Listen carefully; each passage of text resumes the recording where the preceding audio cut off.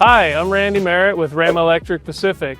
Today we're going to be visiting a house in Makakilo here, an older house, to kind of look at some of the common electrical issues you might run into, take a look at your panel board, your breaker box, and see what things you may do as a homeowner that could prevent having to call an electrician out to get some help. You know, living in Hawaii, there's many different kinds of homes. Older homes, a lot of plantation style homes around here, they're built with what's called single wall construction, meaning the electrical is also going to be a little bit different.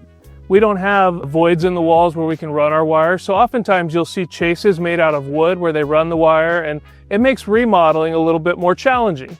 This is something that Rhema Electric Pacific has gotten to be great at in our time here in Hawaii, and we'd love to help you out with any projects that you might have with adding wire, adding lights, adding outlets, and even air conditioning. Some of the challenges we find in older homes, especially in Hawaii, is modern homes have a 200 amp service. A lot of our older homes, especially single wall homes, were only built with 100 amp or sometimes 60 amp services.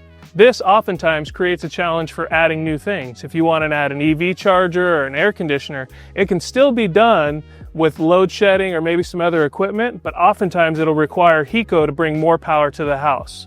We can help you navigate any of these problems and find solutions that work for your budget and for your future needs. So now let's go take a look inside and see some of the specifics with this single wall house of what makes it different and what we can do inside of one of these houses. So now we're going to take a look inside this home.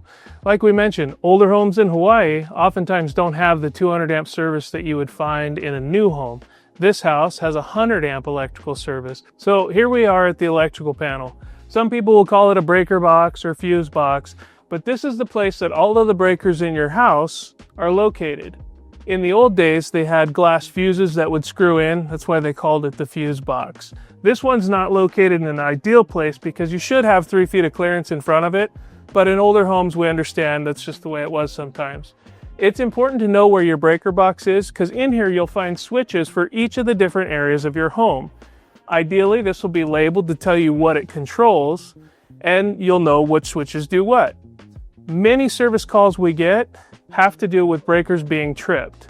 A tripped breaker can happen if too many things get plugged in or if there's a problem down the line. The breaker trips in order to keep the house safe. So it's actually a good thing. If it was just too many things plugged in, you can save yourself a service call by resetting it yourself. I'll talk to customers many times and try to walk them through this, but from this video I want to show you. If you can see the breakers here, they're all pushed in towards the middle. That means they're on. If it was in a trip position, it would be in between off and on. So the way you fix that is you turn it all the way off, turn it back on. If your problem's resolved, you've saved yourself a service call. If not, give us a call. We'd be glad to look further. Other things that we've noticed inside of older homes is they were built before the code changed requiring GFI protection. GFI protection means ground fault protection. That helps save people from bodily injury. When a person gets shocked, electricity is leaving the system and going to ground through a person. So ground fault interrupters are a great safety device that is required in all new homes and recommended in older homes. New code requires any kitchens, bathrooms, and outside areas to have GFI protection. One of the other things that we talked about with single wall construction is the fact that there's not the void that you would find in a modern home for wires and pipes to run.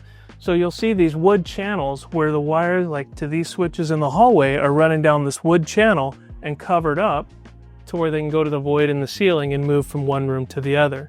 You may see these channels running up to the ceiling or down to the crawl space, but that's what you'll find inside of a home with single wall construction. They need to provide a way for the wire to get to the switch, to the outlet safely. Here at Rhema Electric Pacific, we'll look after your electrical panel, make sure everything's labeled properly. We'll check the breakers to make sure they're functioning properly.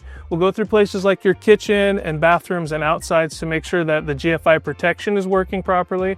We also go over and check out your smoke detectors and carbon monoxide detectors to make sure that you're protected.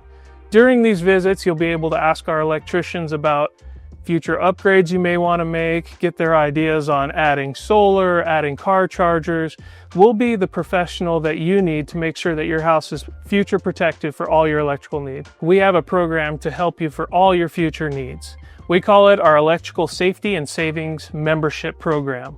For a small monthly fee, you'll be enlisted in our Electrical Safety and Savings Membership, where you'll get 15% off of future service projects. You'll get to refer out and share your membership with a family member or friend for one time.